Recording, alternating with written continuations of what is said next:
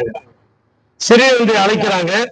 அவங்க சச்சாட்ட கேட்கிறாங்க, உங்க அண்ணன் மகன் என்ன விரும்புறாரு, அவருக்கு என்ன வேணும்?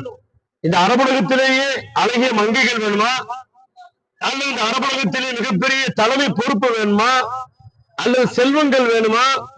என்ன கேட்டாலும் நாங்க தருவதற்கு தயாராக இருக்கிறோம்.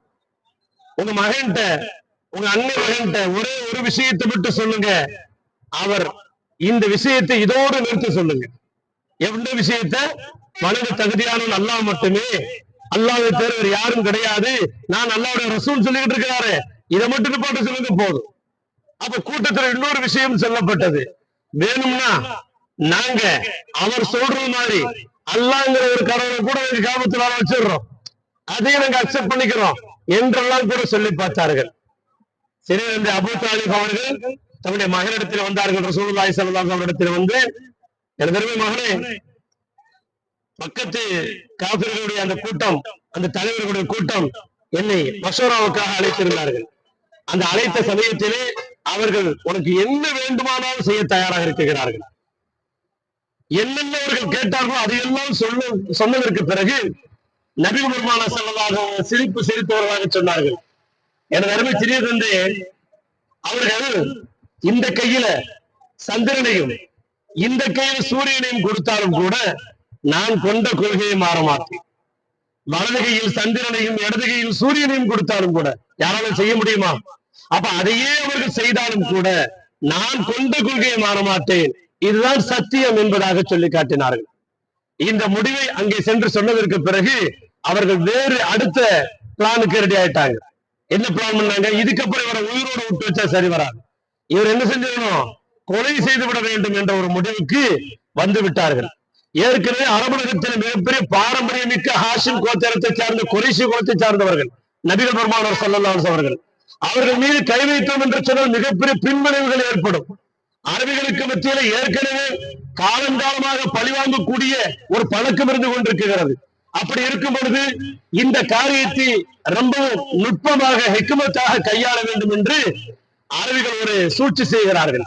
வீட்டுக்கு ஒருவர் என்று இதற்கு தயாராகி வர வேண்டும். தனியா சென்று ஒருத்தரை அடித்தால் தான் கொலை, கூட்டமா போய் அடிச்சு அதுக்கு பேர் என்னது, கலவரம். இந்த கான்செப்ட் இன்னைக்கு நேரத்தில் அன்னைக்கு 1400 வருடத்திற்கு முன்பாகவே இந்த பாணிய அரபிகள் கையாண்டார்கள். வீட்டுக்கு ஒருவர் என்பதாக அழைத்து அவர்கள் ஒரு குறிப்பிட்ட தினத்திலே அவர்களை கொலை செய்வதற்கு முயற்சி செய்தார்கள். இந்த விஷயத்தை அல்லாஹ் ரப்பல் ஆலமீன் நபி ஸல்லல்லாஹு அலைஹி வஸல்லம் தெரியப்படுத்த இப்பொழுது மக்காவிலிருந்து வெளியேற வேண்டிய ஒரு சூழல் வந்து விட்டது. உடனே நபிகள் பெருமானார் ஸல்லல்லாஹு அலைஹி வஸல்லம் அவர்கள் தங்களுடைய உயிர் தோழர் சையதுனா அபூபக்கர் ரலியல்லாஹு அன்ஹு அழைத்துக் கொண்டு மக்காவை விட்டு வெளியேறி வருகிறார்கள். கனத்த இதயத்தோடு வலியோடு இந்த மக்காவை விட்டு வெளியேறி இங்கே ஒரு தந்திரத்தை கையாளுகிறார்கள் நபிகள் பெருமானார் ஸல்லல்லாஹு அலைஹி வஸல்லம். என்ன தந்திரம்? மக்காவிலிருந்து வடக்கு பகுதியிலே சென்றால் மதினா என்று சொன்னால் இவர்கள் போகும் இடம் மதினா தான். ஆனா வடக்கு பக்கத்திலே செல்லாமல் தெற்கு பக்கத்திலே இருக்கக்கூடிய இந்த இடத்திற்கு வருகிறார்கள். இந்த இடத்திற்கு வந்து இங்க இருக்கக்கூடிய இந்த மலையின் மீது ஒரு குகை ஒன்று இருக்கிறது. அங்கே வந்து சில நாட்கள் தங்கி அதற்கு பிறகு தன்னுடைய பயணத்தை மதினாவை நோக்கி செல்லலாம் என்ற ஒரு திட்டம். இந்த திட்டத்தின் அடிப்படையிலே நபிகள் பெருமானார் ஸல்லல்லாஹு அலைஹி அவர்கள் இதே மலை அடிவாரத்திற்கு தன்னுடைய உயிர் காப்பாகும் தோழர், தன்னுடைய மாமனார், எப்படி சையதுனா அபூபக்கர் அவர்களுடைய துணையோடு 2 பேரும் சேர்ந்து என்ன செய்யறாங்க, இங்க வர்றாங்க. இங்க வந்து இந்த குகையின் மேல தங்கி இருக்கிறாங்க. மறுநாள் அன்று இரவுதான் கொலை செய்வதற்குண்டான திட்டம். ஆனால் நபிகள் பெருமானார் ஸல்லல்லாஹு அலைஹி வஸல்லம் தன்னுடைய இடத்திலே தனக்கு பகரமாக சையதுனா அலி ரலியல்லாஹு அன்ஹு படுக்க வைத்து விட்டு இங்கு வெளியேறி வந்து விட்டார்கள்.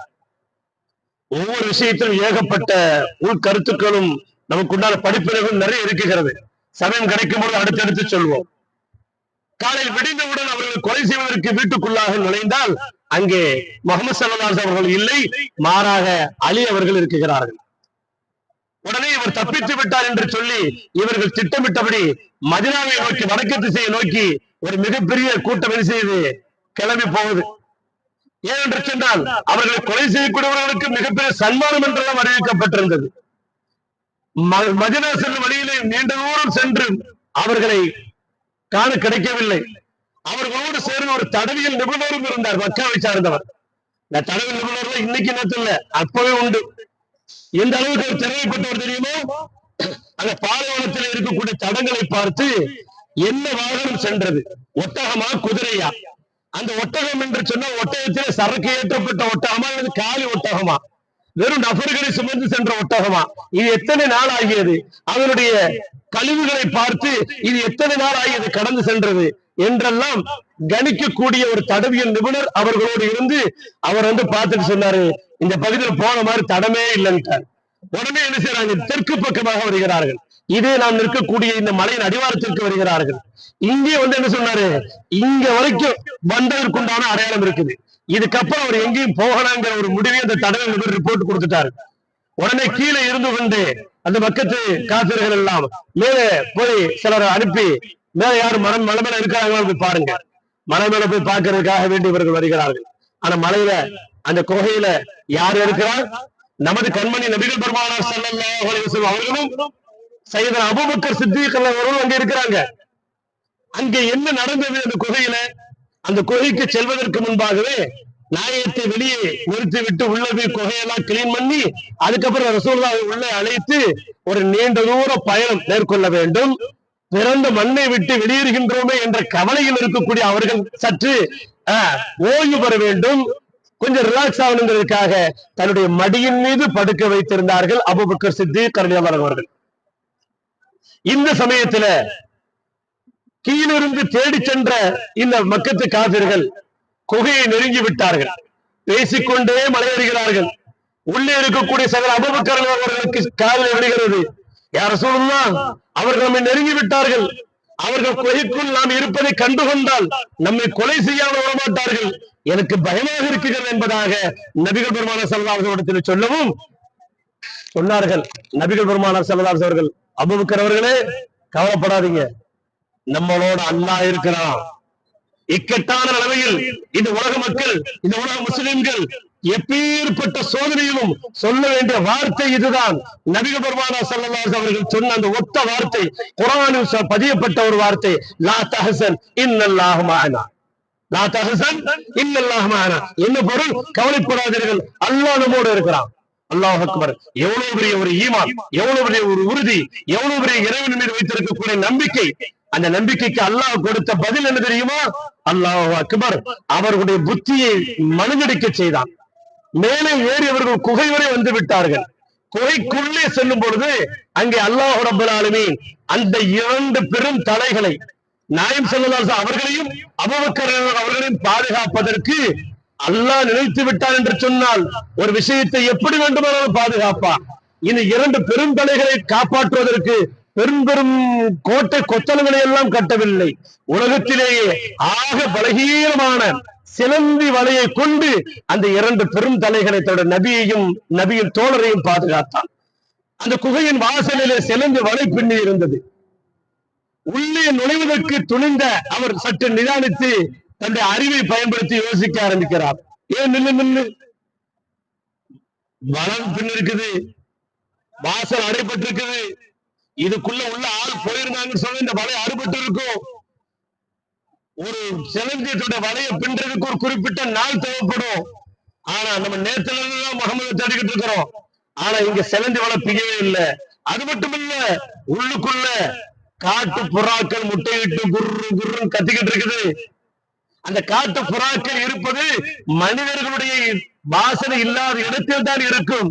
எனவே இங்க இருப்பதற்கு வாய்ப்பில்லை என்று சொல்லி மேலே இருந்து கீழே வந்துட்டு மேல யாருமே இல்லைன்னு சொல்லிட்டாங்க. சுபஹானல்லாஹ். அல்லாஹ் எப்படி காப்பாற்றினான் பார்த்தீர்களா? அல்லாஹ் எப்படியும் காப்பாற்றுவான், எப்படி வேண்டுமானாலும் காப்பாற்றுவான். இந்த உலகத்திற்கே ஒரு முக்கிய செய்தியின் மூலமாக அல்லாஹ் சொல்கிறான், ரசூலுல்லாஹி ஸல்லல்லாஹு அலைஹி அவர்கள் மூலமாக.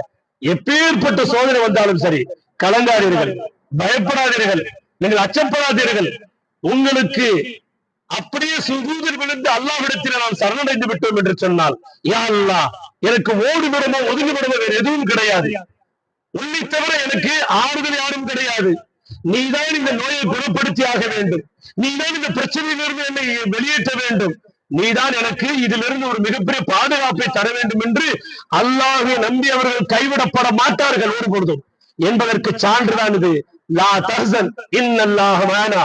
ஒவ்வொரு மூமின்களும் தங்களுடைய நாவில் மட்டுமல்ல உள்ளத்திலும் வைத்திருக்க வேண்டிய ஒரு தாரக மந்திர வார்த்தை லா தஹ்சன் இன்னல்லாஹ மஅனா. எல்லாரும் சேர்ந்து சொல்லுங்க. இதுக்கு என்ன மீனிங்? கவலைப்படாதீங்க, அல்லாஹ் நிச்சயமாக நம்மோட இருக்கிறான்.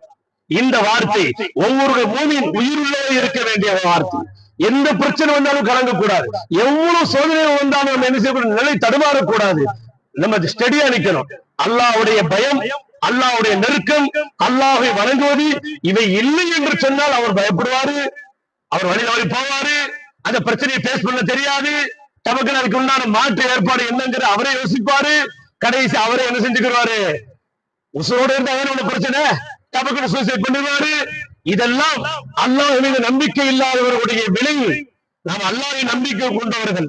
அல்லாஹ் பிரச்சனை கொடுப்பவனும் அவனே, அந்த பிரச்சனையை தீர்ப்பவனும் அவனே, நோயை கொடுப்பவனும் அவனே, அந்த நோயிலிருந்து நமக்கு சிஃபாவை கொடுப்பவனும் அவனே என்று அல்லாஹ் மீது அசைக்க முடியாத நம்பிக்கை வைத்து சுஜூதில் கிடந்தவர்களாக, தொழுதவர்களாக, இபாதத்துக்கள் அவனுக்கென்ற நோன்பு வைத்தவர்களாக, சதக்காக்கள் தான தர்மங்கள் செய்தவர்களாக உள்ளத்திலே சொல்ல வேண்டிய வார்த்தை லா தஹ்சன் இன்னல்லாஹ் மஅனா. கவலைப்படாத, அல்லாஹ் நம்மோட இருக்கிறார் என்று நாம் நம்முடைய நப்சுக்கு சொல்லி சொல்லி பழக்கப்படுத்த வேண்டிய ஒரு நினைவை இந்த இடம் நமக்கு கற்றுத் தருகிறது. இப்ப அந்த சவுர் குகை எங்க இருந்து பார்க்கலாமா? அப்படி எல்லாரும் திரும்பி பாருங்க, கொஞ்சம் இப்படி தள்ளி வாங்க. இந்த பில்டிங் நேரம் மேல மலை தெரியும் இல்லையா? அந்த மலையில ரவுண்ட குப்பா மாதிரி ஒரு மலை தெரியுதா? அந்த மலைக்கு அந்த குப்பாவுக்கு பின்னாடி குகை இருக்குது. அந்த குகையில நபி ஸல்லல்லாஹு அலைஹி அவர்களும் சையத் அபூபக்கர் அவர்களும் உள்ளே மறைந்திருந்து சில நாட்கள் தங்கி இருந்த இடம். இந்த ஈமான் சாதாரணமாக நமக்கு கொடுக்கப்பட்டது அல்ல. இந்த இஸ்லாமிய உலகத்தில் சாதாரண முறையில் பரப்பப்பட்டதும் அல்ல.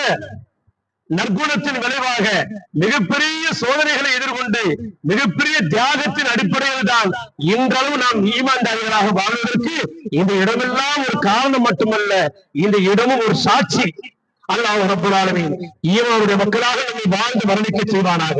உலக மக்களுக்கெல்லாம் இந்த ஈமானுடைய தாவாவை எச்சி வைக்கக்கூடிய ஒரு மாபெரும் பொறுப்பை நம்முடைய நடவடிக்கை மூலமாக அல்லாஹ் வெளிப்படுத்துவானாக.